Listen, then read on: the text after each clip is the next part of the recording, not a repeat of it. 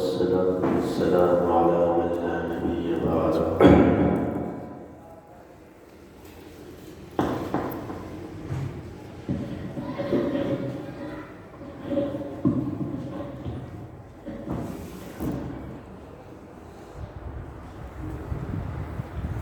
أعوذ بالله من الشيطان الرجيم. بسم الله الرحمن الرحيم. والعصر إن الإنسان لفي خسر إلا الذين آمنوا وعملوا الصالحات وتواصوا بالحق وتواصوا بالصبر.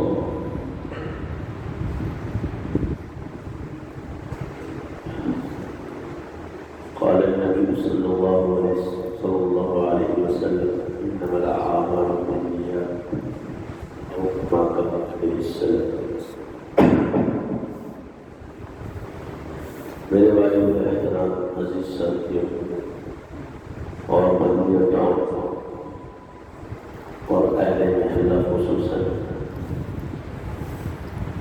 جناب مفتی صاحب امام مسجد اور مفتی احمد صاحب حسنین معاویہ،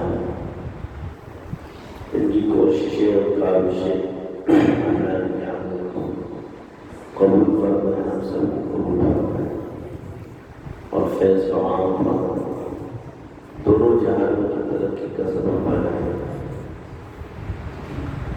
دنیا میں ترقی کا سبب ہو، آخرت میں نجات کا ذریعہ ہو۔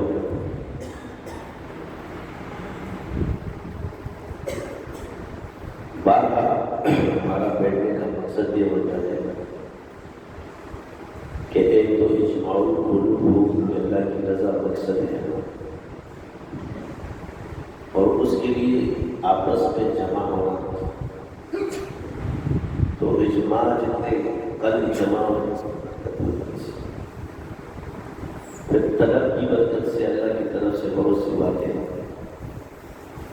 دل میں وارد ہو جاتی ہے جو ہم سب کے لیے نافع ہوتے ہیں۔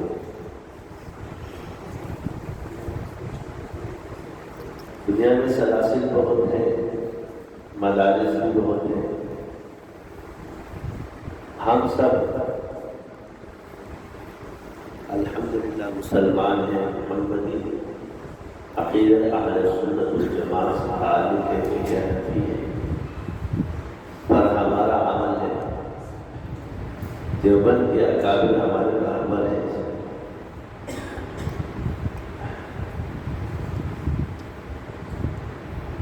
دنیا میں ایک چیز یاد رکھیں کہ محبت ایک ایسی چیز ہے اور نفرت کہ آج اگر ہم اور اسی کو بیٹھے ہوئے تو محبت کی وجہ سے قرآن اور حدیث محبت کے درس ہے، اور حضور نے فرمایا کہ المرء مع من احب، جو جس سے محبت کرتا ہے اس کے ساتھ، اس لیے ہماری محبت اللہ اور رسول کے ساتھ ہے تاکہ قیامت کے دن ہم ان کے ساتھ۔ پھر جو سب سے بڑی چیز پسند کی جاتی ہے کہ اجتماعیت ہو، مرکزیت ہو۔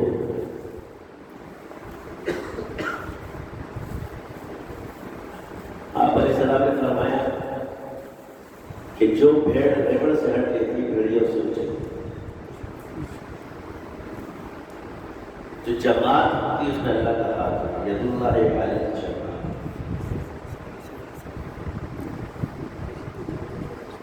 جب اللہ کی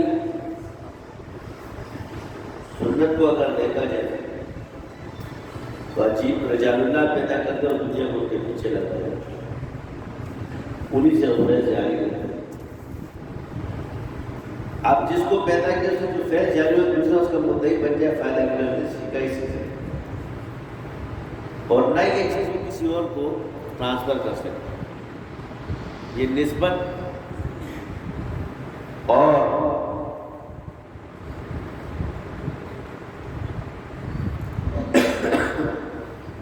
نسب ایک ایسی چیز ہوتی ہے، دونوں میں تھوڑا سا فرق ہے کہ جن جن بزرگوں سے آپ کو اللہ تعالیٰ نے فیض عطا فرمائے ہیں اس میں سے کسی کو آپ ڈیلیٹ نہیں کر سکتے.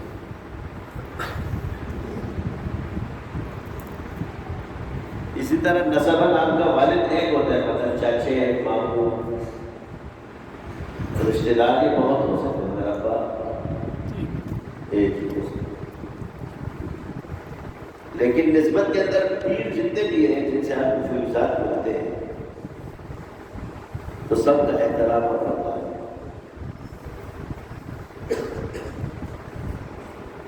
اب یہ ذرائع کیوں بنائے گئے کہ ہمارے کافی اس میں جو اعتراضات وارد ہوئے. تو میں نے جو سب سے بڑی چیز نوٹ کی وہ یہ ثابت نہیں.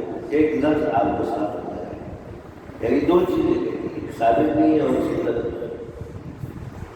یعنی ساری چیزوں میں جو دار و مدار دیکھا گیا اس میں نے دو لفظ دیکھے اور اس کی اصل وجہ کیا ہے؟ حسد ہے اپنے اندر کا اور اس حسد کو شریعت بنا کے پیش کریں گے تو میری چیز ثابت نہیں ہو سکتا اور ہم اسے خیر خواہی سمجھے یا اس کو جو بھی سمجھے اس سے جماعتیں ٹوٹتی ہے تفرقہ پیدا ہوتا ہے. لیکن اگر ہم ہر شعبے کو اس کے اتہاس میں دیکھیں تو الحمدللہ ہر کام میں ہمیں خیر نظر آتا ہے. مدارس کا خیر ہمیں کیا نظر آتا ہے کہ جی ہم اس سے کتابیں پڑھنے والے قرآن کو پڑھنے والے سمجھنے والے یہ خیر ہے. تبلیغ کا خیر کیا ہے کہ جو لوگ دین کی طرف آ رہے ہیں. خانقاہوں میں کیا خیر ہے کیا؟ تو یہ مختلف ذرائع جو انسان کو دین کی طرف لا رہے ہیں. لوگ ذکر کی طرف آ رہے ہیں. سیاست کی خیر کیا ہے کہ ایک طاقت ہے کہ کوئی اسلام کے خلاف کوئی قوانین پاس نہ کر سکے. علماء کی طاقت ایک سیاست اس میں ہے. یہ خیر نظر آتی ہے کہ ہر باطل فرقے کے سامنے وہ دیوار بن کے کھڑے ہو جاتے ہیں کیونکہ اسی شعبے کے اندر اگر سیاست سے ہٹ کر کوئی کام کرے تو دشمنی پیدا ہو. لیکن سیاست کے میدان میں طاقت ہو اس کی اپنی خیال ہے. اسی طرح علاج اور معالجے کے میدان کو اگر ہم دیکھیں تو اس کی اپنی خیر ہے کہ یہ انسان کے ایمان کو بچا رہا ہے. یعنی جو چیز کسی کے انسان کے ایمان کو بچا رہا ہے ایک تو بدعملی ہوتی ہے اور ایک ایمان ہے. عمل اور ایمان تو اس کا ہے لیکن ایمان کو بچا رہا ہے. کسی شعبے کو خرابی کی طرف لے کے ایمان کی خرابی کی طرف. لیکن یہ اصل جو ہے لوگوں کے ایمان کو بچانے سارے ان تمام شعبوں کا مقصد ہے ایمان کو بچانا. لوگوں کو بےایمانی سے بچانا گمراہی بچائے. وہ سیاست کا شعبہ ہو تبلیغ کا ہو سلاسل کا بہت غور میں جب دیکھیں قرآن سے تو آپ نے دو چیزیں دیکھی کہ جادو کو تو معمولی چیز سمجھ لیا کہ سامنے نے جو جادو کیا اس نے پوری بنی اسرائیل کو سوائے انبیاء کے وہ چھوڑتا تھا وہ جادو کہ وہ بچڑا بہت بڑا. یہ قرآن میں یعنی ایک چیز کیا ہے کہ ان کا ایمان خراب ہوا جادو کے شعبے سے. تو جادو کے شعبے سے ایمان خراب ہوتا ہے ثابت ہو گیا. دوسرا اپنی حکومت کو وہ طاقت دیتا تھا جادوگروں کو اور اسی لیے اس نے موسیٰ علیہ السلام کے مقابلے میں جادوگر کھڑے کر دیے. تو کیا ہے کہ اس کی حکومت جو مضبوط تھی کیا تھی کیونکہ جادوگر کیوں اس کے پاس جادوگر آتے اس لیے کہ ظلم اور جبر بربریت کفر کیونکہ اسے بھی گمراہ کیا کہ وہ کافر ہوا. اس نے اپنے آپ کو خدا بنایا. کہا بھی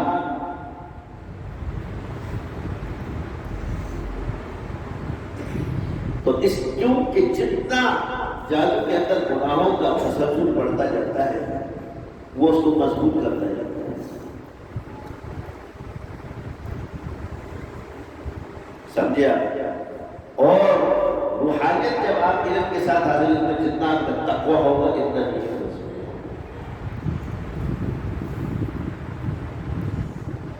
لیکن ایمان کے بعد جو سب سے بڑی ضروری چیز ہمارے لیے ہے وہ ہے عمل کے علم اور علم نہیں. جو شعبہ ہمارا اس میں ہمارا علم مضبوط ہونا چاہیے.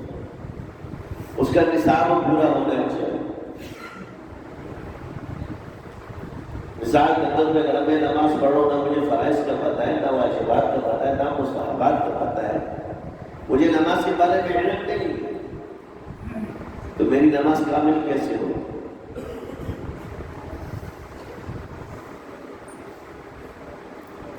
پھر اس کے لیے تجوید کی ضرورت ہے کہ قرآن آپ صحیح پڑھیں، تو یہ چیز کہاں حل ہوگی؟ خالی کے پاس مسائل ہم کہاں سے نہیں مدارس میں،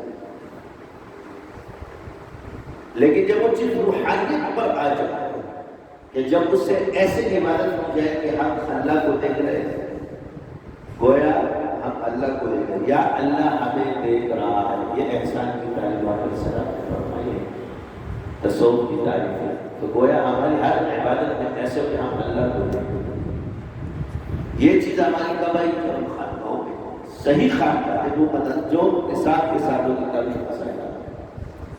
اسی طرح ذکر جب نظام پہ آ جائے حکمت کے لیے، یعنی کہ اس کی مراحل میں یہ مختلف جو شعبہ جاتا کو ہے ولی کتاب اور حکم و ذکی نظام کہتے ہیں، تو نظام میں پھر بیماری بھی ہے، حکومت بھی ہے، روٹی بھی، کھانا بھی ہے، پینا بھی ہے، سمجھ آ رہی ہے؟ ہر چیز ہے ایک نظام کے اندر۔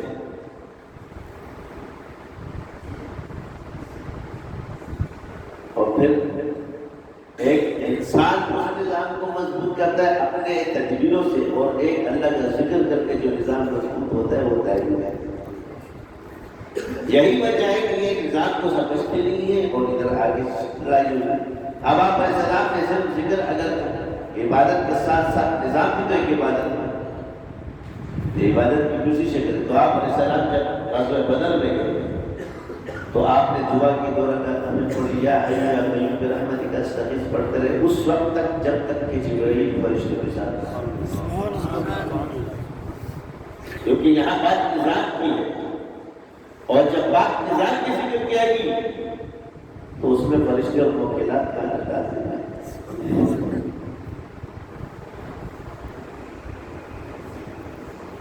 اس پر قرآن کی دلالت موجود ہے، احادیث بھی موجود ہے۔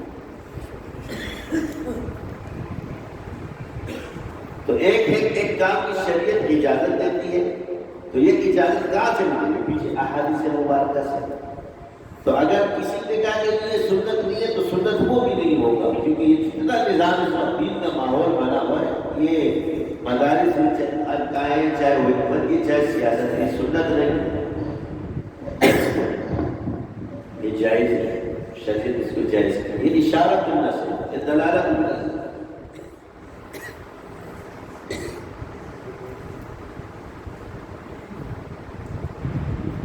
سمجھ آ رہی ہے؟ جتنے کہتے ہیں ثابت نہیں، تو پہلے اپنے آپ کو ثابت کریں کہ وہ ثابت ہے یا عدم ہے، تو ثابت تو وہ بھی نہیں، کیونکہ ایک چیز کل کا نام ہے، جز کا نام نہیں ہوگا۔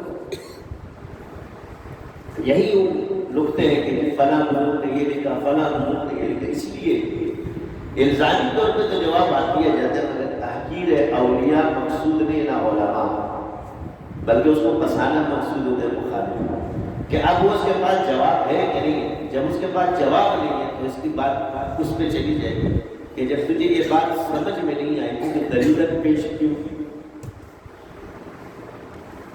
کیونکہ دلیل کے لیے سمجھ لازم ہے۔ فتوی جب تک تمہیں وہ مسئلہ سمجھ میں نہیں آ سکتا فتویٰ آپ دے نہیں سکتے، یہ اصول ہے۔ پھر یہ تعامل ناس عرف، یہ بھی جو ہے دلیل فقہ کے اصولوں کے اندر یہ اصول ہے، تو کیا تعامل ناس میں آپ دیکھ لو لوگ تعویذات کرتے ہیں کہ نہیں کرتے، حتیٰ کہ جو منکر ہے وہ بھی پھر آگے بڑھ جاتے ہیں ان کے سامنے جو کرنے والے، جب وہ بیمار ہوتے ہیں تو فطرتاً وہ بھی چلا جاتا ہے کہ یار چلتا بجاڑ سو پھر رہتا وہ کھائے۔ تو اب تعامل ناس کیا ہے؟ جب انسان دم کرنے کے لیے جاتا ہے تو یا تو مولوی کے پاس جاتا ہے یا پیر کے پاس جاتا ہے، یہ دلیل نہیں کافی شریعت کے لیے۔ آپ کہتے ہیں کہاں سے ثابت ہے؟ تعامل ناس دلیل نہیں، جتنے مفتی بیٹھے ہو حضرات صاحب وقف کیا تعاملات دلیل ہے کہ نہیں؟ تو عوام کا رجحان مولوی کی طرف یا صوفی کی طرف کیوں ہو رہا ہے؟ کہ جب آپ نے کہا مولوی کہتا ہے کہ یہ فقہ کا حصہ نہیں اور صوفی کہتا ہے یہ تصوف کا حصہ نہیں ہے.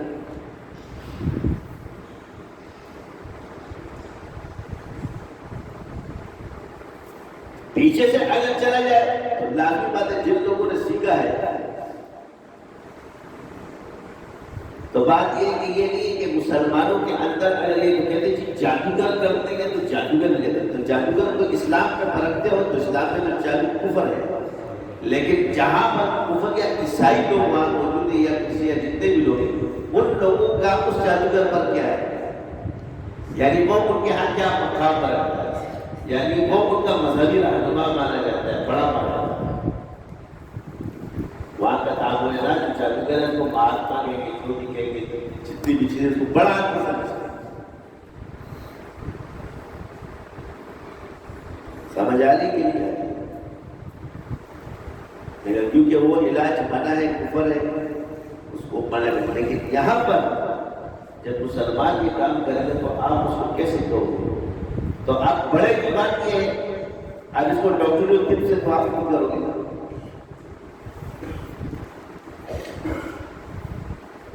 تو بعض چیزیں جو نظام کے ساتھ تعلق رکھتی ہے وہ بھی شریعت سے باہر نہیں ہے, بلکہ شریعت اس دنیا میں ہی آپ نے اوپر لاگو کر یہی فیصلہ ہوگا کہ تم جنت میں جاؤ گے یا جہنم میں جاؤ گے. تو شریعت کا انکار کرنے سے تو ہر کام میں خیر ہے, کیونکہ ایک انسان سارے کام نہیں کر سکتے, اس لیے اللہ نے اس کے رجال اللہ پیدا کیا. وہ مان سب کو سکتا ہے مگر کر ایک ہوگا. مدرسے کے نظام کو آپ نے ایک سال استاد کتاب تھوڑی پڑھا, بہت مشکل کام ہے.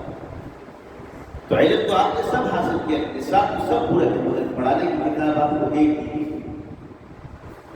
کوئی قرآن پڑھائے گا, کوئی ہدایت پڑھائے گا, صحیح جی, کوئی سب پڑھائے گا, کوئی تفسیر قرآن کا پڑھائے گا, کوئی قرآن اور حدیث پڑھائے گا, کوئی حدیث پڑھائے گا, کوئی ترمذی ہے, کوئی بخاری ہے. یہ مدارس کے اندر ایک نظام ہے. اس نظام کو سب ایک آدمی کر سکتا ہے, مشکل ہے, ناممکن, بہت مشکل ہے. صبح سے لے کے شام تک ساری کتابیں پڑھا, اس لیے نصاب علم ایک ہی چیز سے حاصل کرو گے. نصاب آپ کو پورا تب جا کے آپ کی کتاب ملے گی, بغیر نصاب جب کتاب نہیں پڑھا سکتے. یہی وجہ ہے کہ جن بزرگوں نے پہلی محنت کی اور انہوں نے ایک جز جو ہے کسی کو سے اس چیز کا دم کر دیا کرو, تو وہ سیکھنے کے بعد کرتا تھا. وہ چلتے چلتے سب لوگوں نے وہ چیز چھوڑ دی, وہ چلتا رہا اور آج تک چلتا رہا. تو سیکھنے کا ماحول ختم ہے. اگر یہی چیز ہم کہیں کہ مدارس کے اندر سے اگر کتابیں سیکھنے کے لیے بس اجازت ہے, حدیث چھپی ہے, تو بعد میں 2 دن بعد دیکھنا کتنے مولوی کھڑے ہوتے ہیں. پڑھنے کا فقدان آئے کہ نہیں ہے, نقصان ہے کہ نہیں. تو جب ایک شعبے کو دوسرے کا انکار کیا جاتا ہے, یہ ہے وہ اصل وجہ. تو سب سے پہلے آپ نے پورے شریعت پر عمل کرنا. اس کی وجہ یہ نہیں ہے کہ صحیح ایمان اور صحیح علم والے لوگ جب آپ کو ملتے ہیں, اس سے آپ کا ایمان اور اعتقاد اور آپ کا خراب ہوگا.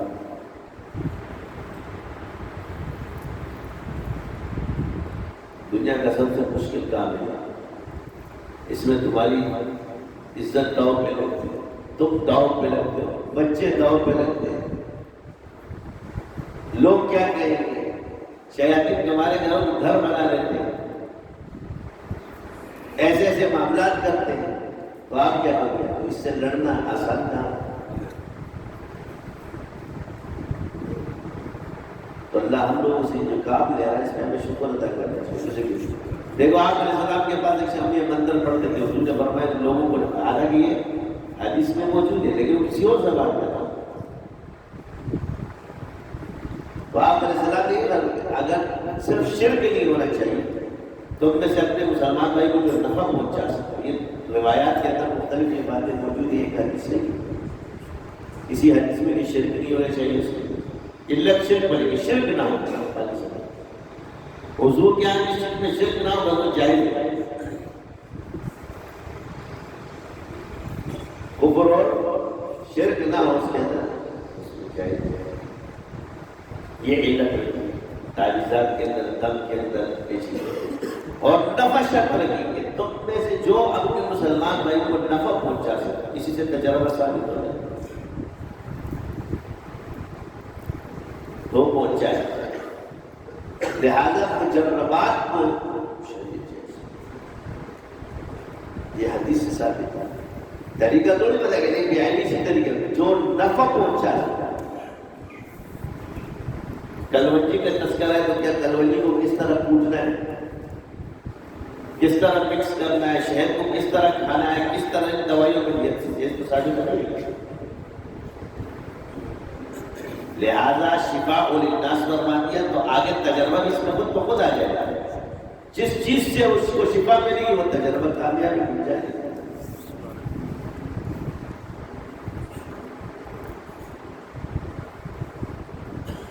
یہی ایک حدیث کو سمجھنے کے لیے ہمیں پورے مدارس کے نظام اس سارے حدیث کو قرآن کو سمجھنے کے لیے. تو ہر چیز کو اگر آپ دیکھیں کہ سنت ہے کہ اجازت ہے کہ نہیں تو کچھ خود بھی آپ لوگ سوچا کرو کہ ہم سے کیا بات ہے. دین صرف ایک بات ہے کہ نماز تک ٹھیک رہے گا, دین کل کا نام ہے. تمہارا صبح سے اٹھنا, لیٹنا, بیٹھنا, کھانا, پینا, سونا, جاگنا, چلنا پھرنا یہ سارا دین کے مطابق ہونا چاہیے. حصول علم کے ذرائع یہ سب کے صرف ایک چیز نہیں ہے. حصول علم ہو, حصول صحت ہو, حصول احسان ہو. ایک بزرگ نے ایک بات دیکھی, اتنے بڑے بڑے مولوی ہم لوگ بیٹھے ہوتے دونوں کے لیے ادھر سے ادھر بنتی بات سمجھ میں نہیں آتی کہ جب وہ دعویٰ سنت کا کر رہا ہے تو کیا وہ مفتی مستثنیٰ ہے اس بات سے؟ ایک مفتی جب فتویٰ دے رہا ہے تو کیا وہ اپنے اس فتوے سے مستثنیٰ ہو جائے گا؟ جب ایک اصول آپ نے بنایا ہے تو پھر آپ کیسے مستثنیٰ ہوں گے اس سے؟ آپ دوسرے سے دلیل مانگتے اور اپنا استثناء پیش کرتے ہیں. پہلے تو خود آؤ گے. کبھی ہم نے غلطی سے کی تو وہی والی حرکتیں جو انہوں نے پھیلنا شروع. تفقہ فی الدین کیا ہے؟ وہ تصوف کا انکار کرے, ہر چیز کا انکار کرے تو ساتھ ساتھ کل ایک مولوی صاحب نے پوچھا کہ حضور نے فرمایا کھانے میں بھوکنا نہیں چاہیے, کھانے پینے کی. میں نے کہا بھوکنے میں دم کرنے میں وہ فرق کا پتہ نہیں.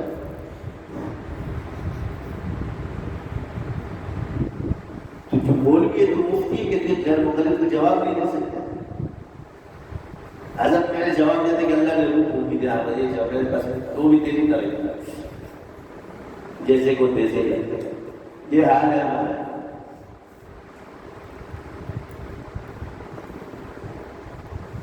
وہ علم سیکھو کہ اللہ تمہیں براہ راست دل میں بات کرے گا اور جس کا جواب دینا تمہارا کہ جتنے بھی مناظرے بزرگوں نے جیتے یہ علم کے وہاں بھی برکت سمجھتے. آپ نے پڑھا کہ بھی نانوی رحمۃ اللہ علیہ نے جو مناظرہ کیا تھا ہندوؤں سے, آج دوسرا خارجی مطالعے میں پیش کرتا ہے. ساری زندگی آپ کی عبارتیں اکابر کی دلائل میں پھنس گئی. یہ المحدث المفرد اس کا جواب نہیں تھا, انہوں نے پیش کیا. وہ پہلا فتویٰ تھا یہ رجوع تھا. تو اب پہلے کون سا نافذ ہوا؟ آج تک کسی مناظر نے اس کتاب کو پیش کیا یہ جواب اس میں کوئی فتویٰ دے دو نہیں ہے جواب, مگر لٹکانا جو ہے اور جب وہ اس عبارت ہے تمہارے پاس جواب ہوگی. انہوں نے تو دے دیا کہ ہمارے عقیدہ ہے اور انہیں مفتیوں نے اس میں فتویٰ بھی لگا دیا, اگر آپ دلیل کو پیش نہیں کر سکتے کیونکہ خود نہیں پڑھتے.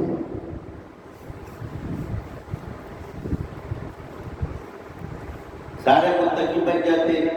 تمہیں پتہ ہے کہ قرآن نے تمہیں منع کیا کہ اپنے آپ کو متقی کر سکتے. متقی بننا فرض ہے, اپنے آپ کو متقی سمجھنا حرام ہے.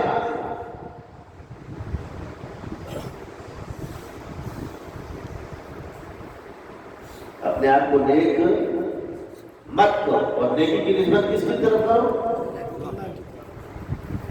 اور گناہ کی نسبت کس کی طرف کرو.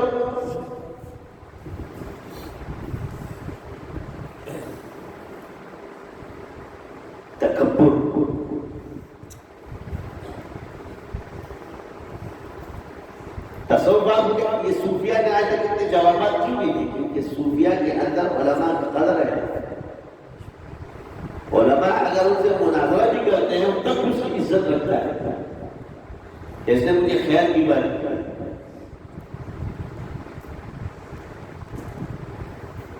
مولوی آگے مجھے تصوف سکھاتا ہے، کہتا ہے صوفی کو تو خاموش ہو جانا چاہیے. میں نے اللہ فرماتے فاسألوا اہل الذکر ان کنتم لا تعلمون. یہ صوفی خاموش ہے اس لیے تو دونوں کا دماغ خراب ہو گیا. نجدیوں کا دماغ خراب اسی وجہ سے ہوا ہے کہ صوفی خاموش ہے، کیونکہ اس کو تصوف ہے. علی جوین رحمۃ اللہ علیہ فرماتے ہیں کہ صوفی کا عالم ہونا ثابت ہے مگر عالم کا صوفی ہونا نہیں. اس سے ثابت ہوتا ہے کہ صوفی کے پاس علم نہ ہو صوفی نہیں ہے ان کے نزدیک.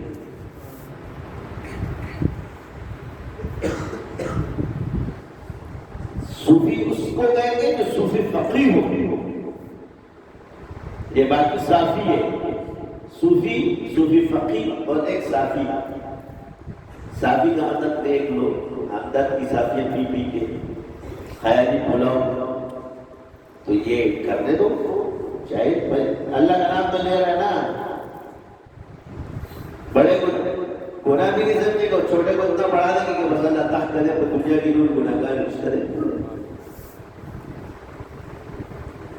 یہی وجہ ہے کہ ایک چیز کو مت کرو، ارے دار مت کرو، سب دار مت کرو، سب دار ہے، بیدار قدر ہے تو ایک پروردگار. اب آتے ہیں تقوی و متقی پرہیزگار لوگوں سے بات کرنے کے لیے کہ پہلے دیکھیں کہ تقوی تو شدید کرنا ہوا ہے. اللہ قرآن میں فرماتا ہے الجزاء الاحسان الا الاحسان. کیا ہے نیکی کا بدلہ؟ احسان کا بدلہ کس سے دو؟ احسان سے، نہ کہ بدی سے. احسان کس سے دو؟ تو جو احسان کا بدلہ بدی سے دیتا ہے ادھر سمجھ میں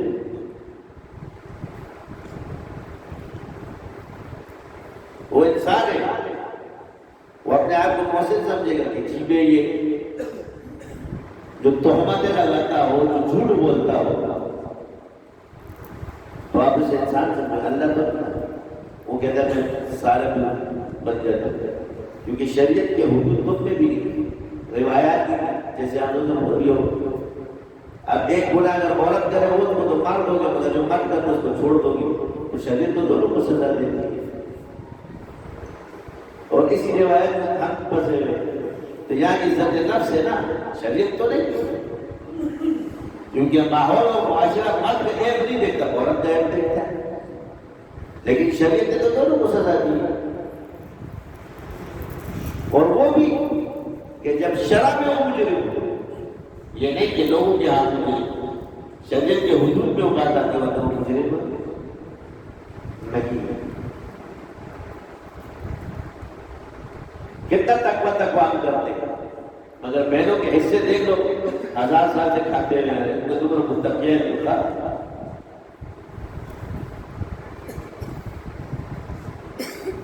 پھر سے بلا دے کر حقیقت نے کیا کی دونوں پڑھنے کے ہاتھ میں پڑے زیادہ اور پڑے.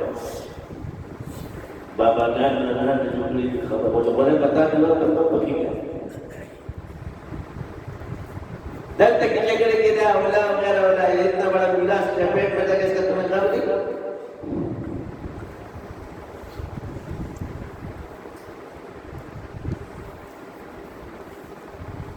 یا یہ جو تم نے کھائے تمہارے لیے حلال کر دیا اللہ نے. پہلے یہ بتاؤ یہ جو تم نے پیٹ میں حلال ہو جائے یہ بڑی خطرناک بات ہے. غریب یہ نہیں جڑے نظر ہو.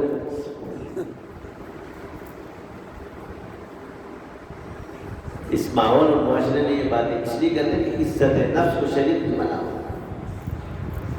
اسی طرح ایک لڑکی شادی کرنا چاہتی ہے، اس کو ولی کو اختیار ہے کہ شادی، لیکن اس کی پسند کا اختیار اس لڑکی کو ہے. فقہ حنفی کے اندر یہ مسئلہ صاف ہوتی ہے کہ پسند کے اختیار ولی کو نہیں، پسند کے اختیار لڑکی کو. لیکن ولی بھی کیا کر رہا ہے؟ یہ نہیں کہ وہ مسجد ماحول اور معاشرے کو دیکھنا چاہیے.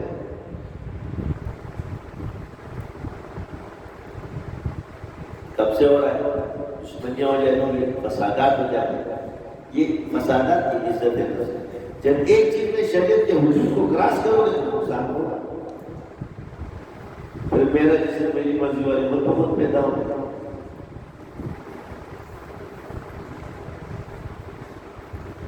ہر چیز کو اگر ہم اعتدال سے دیکھیں یہ ایسا کرتا ہے. بات ہے کہ پہلے شریعت اچھا ہے. حضور نے فرمایا کہ انسان کا شکر ادا نہیں کر سکتا وہ اللہ کا بھی شکر ادا نہیں کر سکتا. یعنی جب اللہ شکر اپنے محسن کو کیا کرتا ہے؟ نہ شکر کرتا ہے. تو حضور کے ہاں یہ شکر گزار نہیں ہے اور یہ اپنے آپ کو ترکیبی سے پوچھتا ہے اور نام بھی شریعت کو دیتا ہے. ایک سوال ہے. پھر حضور نے فرمایا، پھر قرآن میں اللہ تعالیٰ فرمایا کہ بدی کا بدلہ نیکی سے دو. بدی کا بدلہ نیکی کے ساتھ. پھر کچھ مسائل ہیں نظریاتی ہے اور کچھ مسائل آپ کے فروعی ہیں.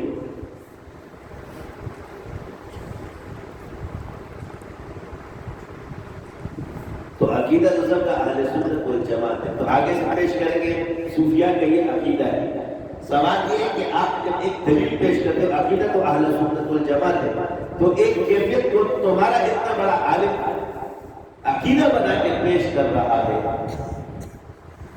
تو یہ تو اس کا معیار ہے کہ جس کو عقیدے میں اور کیفیت میں فرق کا پتہ نہیں تو نے اس کو اتنا بڑا تاج پہنایا ہوا ہے.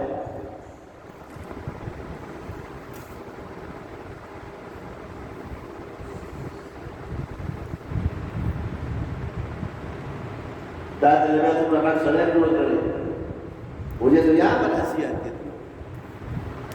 کیا بتاؤ کہ عقیدے اور کیفیت میں فرق ہے کہ نہیں؟ ایک انسان پہ جو کیفیت طاری ہوتی ہے یہ تو تصوف کا حصہ ہے. ایک حال بندے پہ طاری ہوتا ہے وہ اس کا حصہ ہے. تو حال کا مسئلے کا جواب دیں گے. عقیدہ تو کہتے ہیں میں مسلمان ہوں، عقیدہ اہل سنت والجماعت اہل حق کو کوئی مانتے نہیں. یہ سارا فساد اس کا یہ عقیدہ ہے، اس کا یہ عقیدہ ہے، اس کا یہ عقیدہ ہے، اس کا یہ عقیدہ ہے. حضور نے اسلام کو، ایمان کو، احسان کو بیان فرمایا گیا تو احسان کیفیت کا نام ہوا.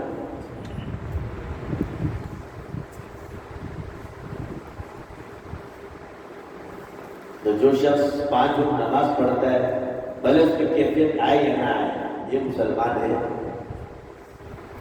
حج ادا کرتا ہے، کلمہ پڑھتا ہے تو یہ عمومی چیز ہے، عوام میں تو یہ اگر ظاہر میں دیکھا جائے تو آپ کے اندر 3 تقسیم کر دی گئی. اگر دیکھا جائے عوام، علماء اور اولیاء.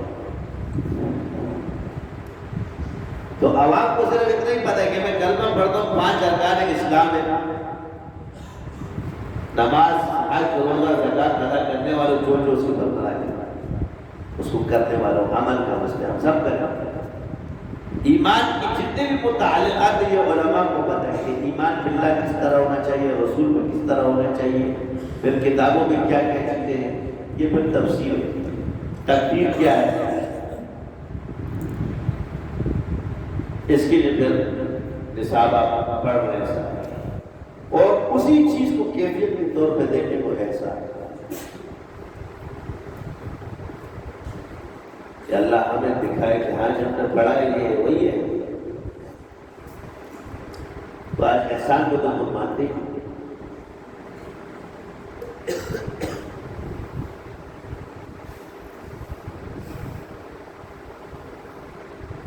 تو صرف نماز پڑھیں گے، زکات فرض بھی ادا کریں، رمضان کے روزے رکھیں گے، حج فرض و حج ادا کریں گے تو عمل میں یہ بات میں ہے، لیکن ایمانی طور پر سب کو ماننا پڑے گا، پورے اسلام کو ماننا پڑے گا. مگر بطور عمل نماز اپنے وقت پہ پڑھی جائے گی. یہ نہیں کہ عشاء کی نماز فجر میں پڑھی، نہیں.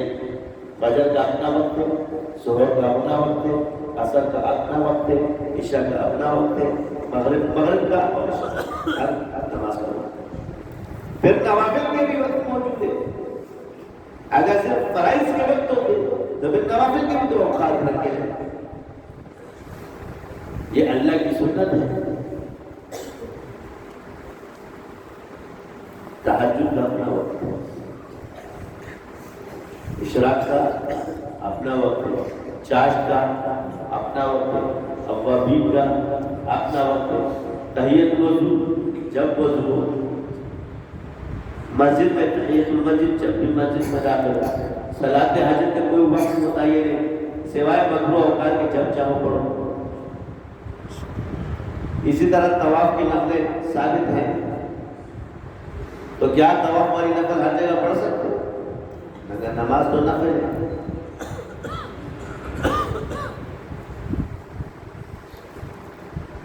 صرف فرائض کو تو تعین نہیں کیا ہے، یہ تو نوافل کے بھی تعین موجود ہے. مگر جگڑے کھول دی کم دینا ساتھی دو کم دینا ساتھی دو. اب باقی نماز کے لیے اور قرآن کو چھونے کے لیے شرط ہے. اس کے علاوہ آپ وضو بلا وضو نماز نہیں پڑھیں. بلا وضو آپ ذکر کر سکتے ہیں، آپ واش روم میں آپ ذکر کر سکتے ہیں مگر قرآن کی تلاوت نہیں کر سکتے. مانا ہے آپ جنابت کی حالت میں منع ہے، حیض کی حالت میں منع ہے زیادہ پڑھنا. لیکن ذکر آپ کر سکتے ہیں ہر حال میں. آپ نماز نہیں پڑھ سکتے، ہر حال میں آپ قرآن نہیں پڑھ سکتے، لیکن ہر حال میں آپ ذکر کر سکتے. کیوں؟ تاکہ ہم 24 گھنٹے عبادت کریں. اس کا یہ مطلب نہیں کہ جی نماز سے اس کا کہ انکار کر دو، انکار نہیں کر سکتے. یہ لازم اور ملزوم ہے. اللہ نے فرمایا نماز کو قائم کرو ذکر کے ساتھ.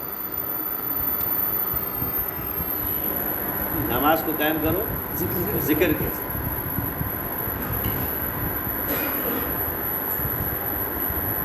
نماز کو قائم کرو کس کے لیے؟ ذکر کی. علت کیا بیان فرمائی نماز کی؟ ذکر.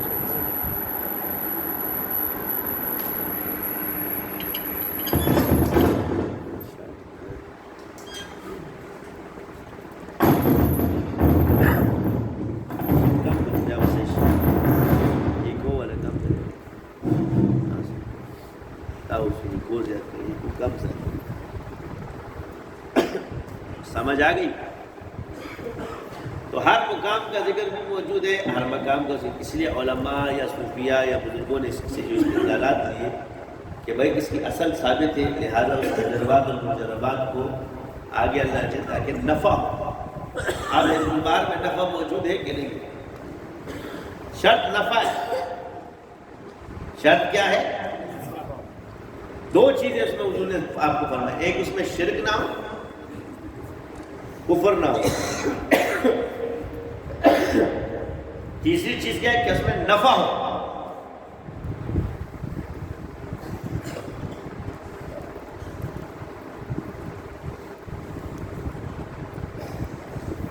اب یہ نفع کی حالت لکھنے میں ہماری لاہور رحمۃ اللہ علیہ نے اس حدیث کی تفسیر کی اور وہ تفسیر عجیب ہے. فرماتے ہیں کہ اگر یہ شخص ایک کرنے والا ہے تو اس پہ فرض ہے. اگر وہ فرد واحد ہے تو اس پر کیا ہے؟ فرض ہے. اگر لوگ زیادہ کرنے والے تو اس پر کفایہ ہو جاتا ہے. اگر وہ اور بھی زیادہ ہو جائے تو پھر اس پر مستحب ہے.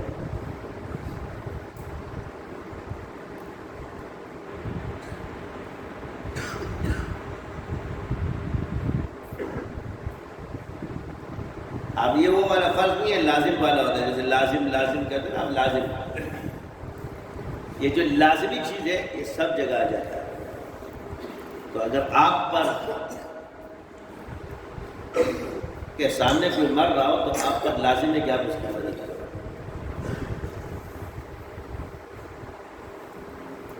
حضور نے فرمایا ایمان کی 70 شاخیں، سب سے اعلیٰ کیا ہے؟ لا الہ الا اللہ. اور سب سے ادنا، اب یہ شاخیں ہیں نا ایمان کی. آپ تو کہتے ہیں ایمان ہی نہیں ہے کہ بے ضرر چیز کو راستے سے ہٹانا. کیا کرنا؟ اور ضرر والی چیز کو راستے سے ہٹانا ہے، اس کو بے ضرر کر دینا. کسی ضرردار چیز کو بے ضرر کرنا کیا ہے؟ یہ ایمان میں داخل ہے. تم اوپر والا مانتے ہو، نیچے والا نہیں مانتے. تو جو لوگ ضرروں سے لوگوں کو نکالتے ہیں وہ کس طرح ایمان کے کام سے خارج ہوتے ہیں؟ یہ تو آپ ان علماء سے پوچھو جنہوں نے یہ اصول بنایا نا. حدیث تو اس کی دلالت نہیں. ان فقہاء سے پوچھو جنہوں نے یہ کیا ہے. ہم سے کیوں؟ ہم نے تو دلیل دی. ان سے جا کے پوچھو کہ حدیث میں تو یہ ہے، آپ یہ جواب کیوں دے رہے؟ یہ اصول آپ کا ادھر ادھر تعارض ہے، اس میں کیسے ہوگا؟ سعید بن مسیب رحمۃ اللہ علیہ نے شریعت کی جو تعریف کی تھی، ہر وہ کام جو شریعت میں جائز ہے نا بس یہ شریعت ہے، وہ دین ہے. صرف یہ نہیں ہے کہ یہ نہیں، اس میں پھر دین میں عبادات ہے، معاملات ہے، معاشرت ہے، سیاست ہے، اخلاقیات ہے، معاملات ہے، نظام ہے، یہ سب اس کا حصہ ہے.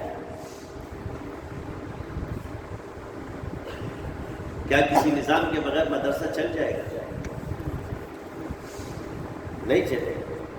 تو جو بندہ تمہارے لیے پانی مہیا کر رہا ہے، سب کچھ مہیا کر رہا ہے، اور حضرت اقدس کمرے میں بیٹھ کے صرف اکیلے سے نوش کر جاتے ہیں، تیرے کو ثواب ملے گا، اس کو نہیں ملے گا. یہ پرکٹیاں ٹرکٹیاں جو تم لوگوں کو چندہ دیتی ہے، تجھے ملے گا، اس کو نہیں ملے گا.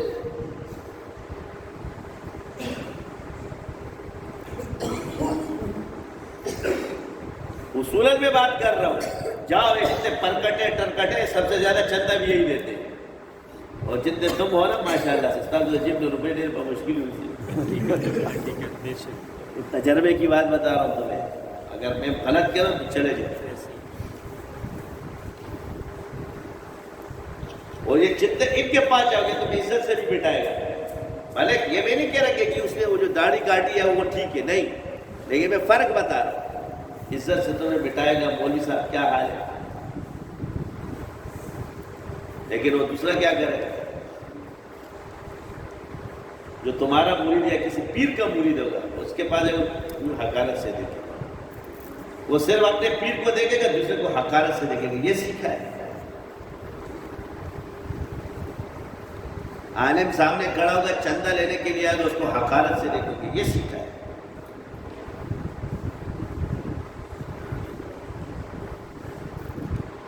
اگر ان عیبوں پر آ جائے تو بہت سی چیزیں ایسی. ایک شخص تھا ہمارے حضرت کے اس میں چندہ دیتا.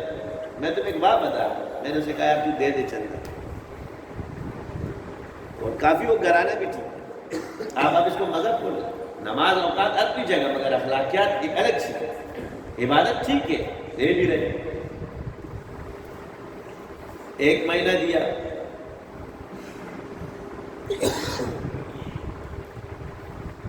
2 مہینے بعد مجھے کہتے ہیں یار میرا شرف نہیں ہو رہا. میں کیا نہیں ہو رہا؟ میرا دل مطمئن نہیں. کیوں؟ کہہ رہا میرا بھائی ہے، بڑا وہ ہے، مذہبی ہے، جماعت کا نام نہیں لوں گا تو ناراض ہو جاؤں. اصلاح تو نہیں، ہم تو مسلم ہیں، ہم نے تو کوئی عیب ہی نہیں ہے.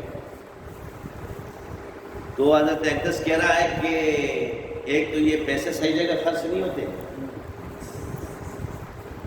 اور دوسرا یہ کہ حضرت اشراق کی نماز نہیں پڑھتے.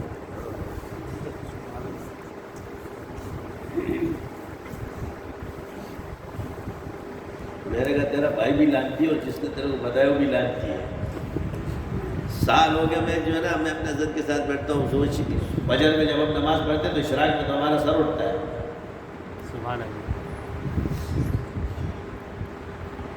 اور تو اللہ کی راہ میں دے رہا. تجھے اشراق و چاہ شوابین دیکھنے کا حکم کون سی شریف کی کتاب میں موجود ہے کہ چاہ شوابین اور اشراق پڑھنے والوں کو دیا جائے گا اور کسی کو نہیں دیا جائے گا؟ یہ تمہیں کس نے سکھایا؟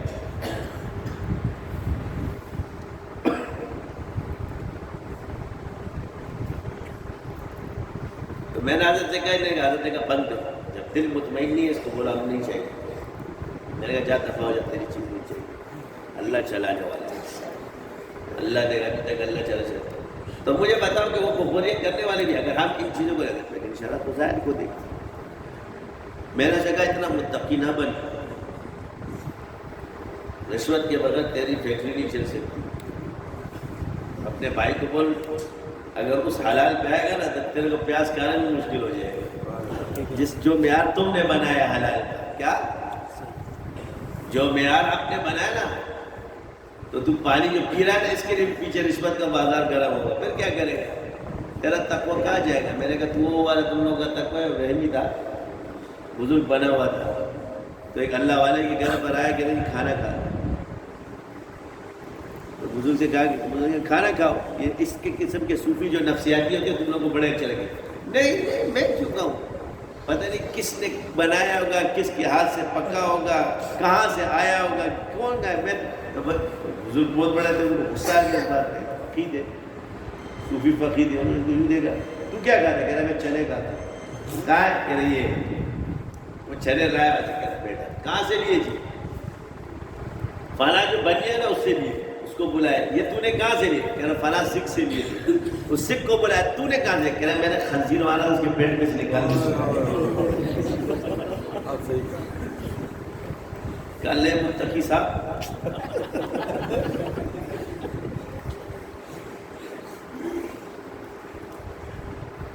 تو یہ نہیں کہ خدا نہ خاصا یہ حرام ہے، شریعت ان چیزوں کے اصول کو نہیں مانتی. یہ جو اپنی تم لوگوں نے تقویٰ کے جو یہ ٹنگڑیاں بنائے جہالت والی، یہ تصوف کرنے کا شریعت سے کوئی تعلق ہے اور نہ تقویٰ سے کوئی تعلق. شرع کہتی ہے جو چیز سامنے بس اس کو کھالو یار، جب تک تمہاری آنکھوں کے سامنے وہ نہ کرے جس میں شرعی گواہ نہ ہو،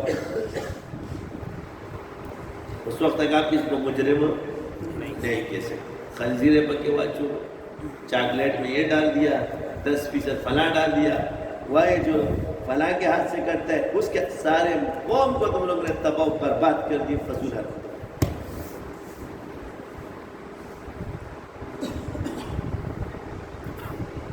تا پسیموز کی گئی تو پسیموز نہیں کی، کس کے پیچھے نماز ہوتی تھی؟ حضور نے فرمایا ہر فاسق کے پیچھے اور ہر نیک کے پیچھے نماز ہو جاتی. امام ابو حنیفہ نے الفقہ الاکبر کے اندر یہ لکھا ہے کہ یہ عقیدہ ہے کہ ہر فاسق اور نیک کے پیچھے نماز ہو جاتی ہے. تم لوگ ابھی تک لڑے تپسی کی اگر پسی میں کی تپسی کی گیا. میرا بات چھوڑو، تم ان سے بڑے ہو نعوذ باللہ، تمہارا یہ بزرگ امام ابو حنیفہ سے بڑا ہے.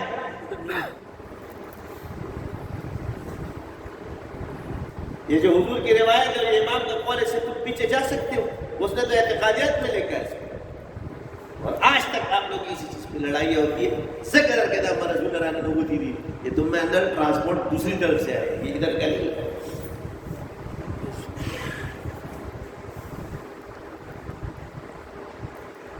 بس یہ دیکھو بل امام اوپر ہے بل بڑھ چلتے کہ تم نے کہا وقال ابو حنیفہ، کہیں گے وقال ابن تیمیہ. کیوں تم نے نہیں کہا کہ وقال ابو حنیفہ؟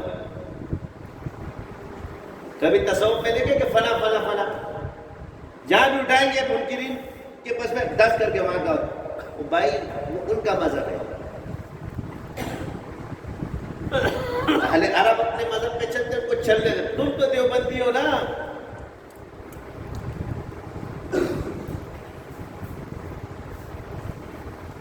یہ جو آج ہمارا روزہ انور جو بچا ہوا یہ بھی الحمدللہ شیخ الاسلام کی وجہ سے چلی گئی عثمانی رحمۃ اللہ علیہ دلائل. وہ تعظیم کو شرک سمجھتے ہیں. آپ سے میرا سوال ہے کہ وہ تعظیمی سجدے کو شرک سمجھتے ہیں تو ان سے کہو کہ یہ جو فسجدوا الا ابلیس ابا واستکبر وکان من الکافرین، تو کیا اللہ نے شرک کا حکم دیا؟ یا تو علت ہی اللہ نے سجدہ بتایا. یہ تو قرآن سے ثابت ہے نا. جو ایوب علیہ السلام نے حضرت یعقوب علیہ السلام نے یوسف علیہ السلام کو جو سجدہ کیا یہ قرآن سے ثابت ہے. اس کے بارے میں ہمارے ہاں منع ہو گیا، کوئی حکم مناسب اور منع، لیکن شرک جائز نہیں. توحید برقرار ہے کہ ہمیشہ شرک کا حکم اللہ نے نہیں دیا کہیں. مگر شراب ایک وقت میں حلال تھی بعد میں حرام ہو گئی. خود ہمارے اس میں پہلے حلال تھے قرآن میں بعد میں حرام کر. اسی طرح سجدہ تعظیمی حرام ہے مگر انہوں نے اس کو شرک بنا دیا. یہ معبود تھا انہوں نے کیسے بنائی؟ یہ ان کا پہلے سے یہ سوال کرو نا. ہم کچھ نہیں کہتے ہیں اس کا یہ مطلب تو نہیں کہ ہم کو کچھ آتا ہی نہیں. دامن چینی نے بازار میں نجدیان مدن نے شروع کرے ترتے پیتے پیتے دلائیں کاجی شاہی تھے کاجی شاہی. یہ کہاں سے ثابت ہے؟ ان سے پوچھو. تو آپ کو ایک نظام چلانے کے لیے کیا فرمایا؟ اب حضور نے فرمایا جو قرآن کی تعلیم دے تو کیا قرآن کی تعلیم کے لیے اس کے جو تجربے وہ ناجائز ہوتے وہ اس کے ساتھ دینا. اسی لیے علم کے جو تجربے وہ ناجائز ہوتے وہ بھی تو ثابت نہیں. حضور نے اس طرح پڑھایا بچوں کو جیسے الف مد آ با تا یہ پڑھایا حضور نے. حضور نے فرمایا جو قرآن پڑھے سیکھے اور سکھائے. اب سکھانے کے جو ذرائع ہیں جتنے بھی بزرگوں کے معتبر مانے جاتے ہیں. تو اب کیا جب بچے جس پہ حافظ بنتا ہے جس سے قرآن صحیح ہوتا ہے آپ اس کو مانتے ہو کہ جی مانتے ہیں. اسی طرح فقہ کے جتنے بھی اصول ہیں مدون بعد میں ہوئے اس کے بغیر فقہ کی سمجھ میں نہیں آتی تو یہ لازمی ہے. اسی طرح یہ بھی لازمی ہے. تو جس طرح باقی علوم لازمی اسی طرح تصوف کے اسباق بھی لازم اور چلہ کشف بھی لازم. یہ تجھے کتاب سے حاصل ہونے والا نہیں ہے. تبلاش بس اوبوے ہو تبلاش پھر بعد میں یہ چیزیں ہوں.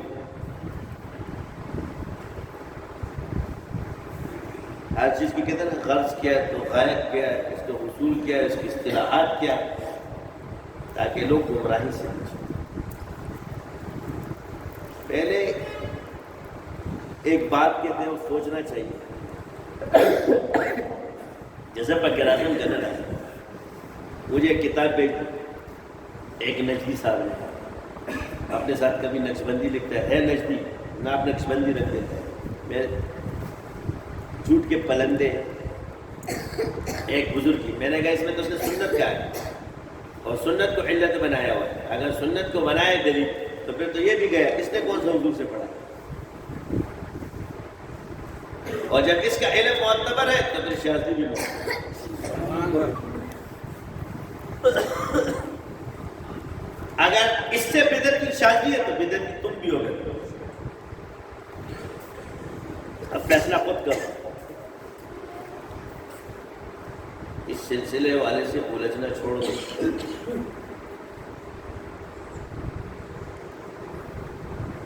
ہم نے تمہیں ایسی جگہ سے جو بولو گے اسی میں پھنسو گے.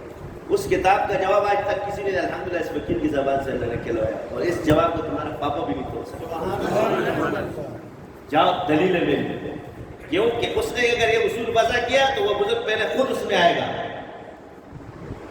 وہ اس سے مستثنا نہیں ہوگا. اب صوفیاء کے بارے میں قول پیش کریں گے اور اس قول کو اس طرح پیش کریں گے. فلاں بزرگ یہ فرماتے ہیں کہ صوفیاء اپنے اس کی اتنی اندھی تقلید کرتے ہیں کہ اس کو انسانیت سے بڑھا دے. گویا تقلید جو صوفیاء کی تھی اس کو انسانیت سے بڑھا اندھی تقلید بولے. تو مجھے بتاؤ تمہاری اصطلاحی تعریف یہی ہے. آپ کی اصطلاحی تعریفی تقلید کی کتاب میں یہ لکھی گئی ہے اصول کی کتاب کے اندر. تو اس کا مطلب پھر یہ اماموں کی جو تقلید ہو رہی ہے اندھی یا کسی کی بھی تو یہ اس کو انسانیت سے بڑھا دے رہا ہے. اور یہ شخص جب خود مقلد اور قوم اس کی تقلید کرتی ہے تو اس تعریف سے کیا یہ اس میں نہیں آئے گا.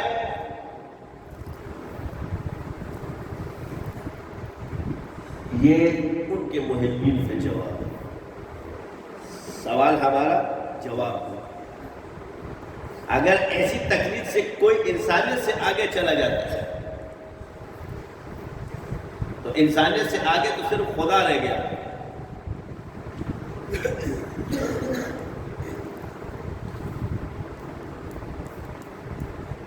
اور نبوت رہ جاتی ہے کہ انسانیت سے اوپر. انسان تو نبی بھی ہے لیکن ان کو نبوت کا مقام حاصل ہے. تو اب ان سے سوال ہے کہ اب جو ان کی جائے گی اس کا کیا حکم ہے؟ یہ وہ باتیں ہیں جو ہمارے معاشرے میں یہ عوام الناس کو اس لیے بتا کہ تم لوگ سیکھ لو، ابھی سمجھ میں نہیں ہے کہ بعد میں سمجھ آتے ہیں۔ دوار مولا سادہ نے مولا جو کردہ شینشت آگے، کیونکہ وہ روایت کو دیکھ کے آ رہا ہے۔ بہت سی چیزیں ایسی ہیں جو شرعاً ٹھیک نہیں ہے لیکن روایتاً لوگ کر رہے ہیں۔ مثال کے طور مرد دعوت لکھی فلانی دعوت سنگھ کر دے اور کہتے ہیں مشرہ میراث کے ورکڑے تو قرآن سے جو ثابت وہ نہیں دیا ہوگا خدا پس پلتو خبروں کی بجے کڑے کے دہار چاہ گوتی ہلتے دا دیکھ دا سے والا دا سے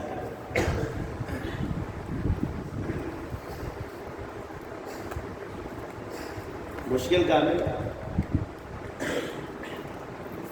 میراث تقسیم کرنا، کروڑوں روپے کی جائیداد ہو زیادہ خور ہے صحیح بتا بابو نہ پلین ولڑی اگر وہ ماتی لازڑوں میں سپیک کرے وہی حساب لگے کہ کدا ٹول ماور کو گھما تھا خود پنچ کرنے پاتی قربانی ماتا وہ پنچ پاتی سی سوا پاتی سی دا کون جب لے دا اللہ بدل جنت کی کورنر گئی یہ دنیا کے اندر گئی آخرت کے اندر گئی اور جب بل حق دے وہ پڑھو کر اور یہ حق تمہارے پیٹ میں جائے گا تیرے سے سب کچھ چلا جائے گا، یہ بھی نہیں بچے گا دنیا بچے گی نہ۔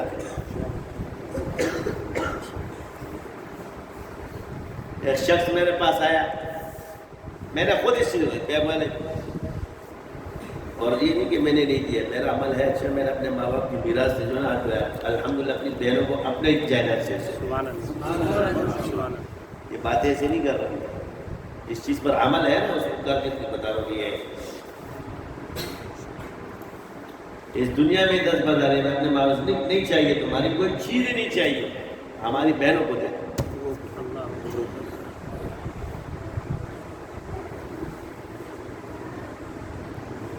چاہے چھوٹا ہو یا زیادہ ہو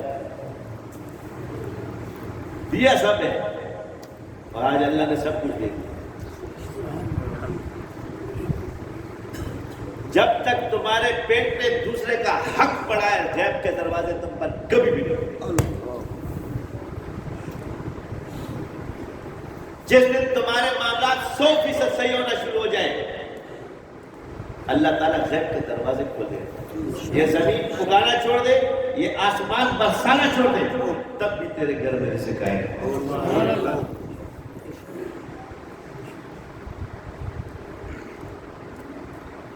لیکن ان مراحل سے گزرنا پڑتا ہے۔ سبحانک اللہم و بحمدک اشہد ان لا الہ الا انت استغفرک۔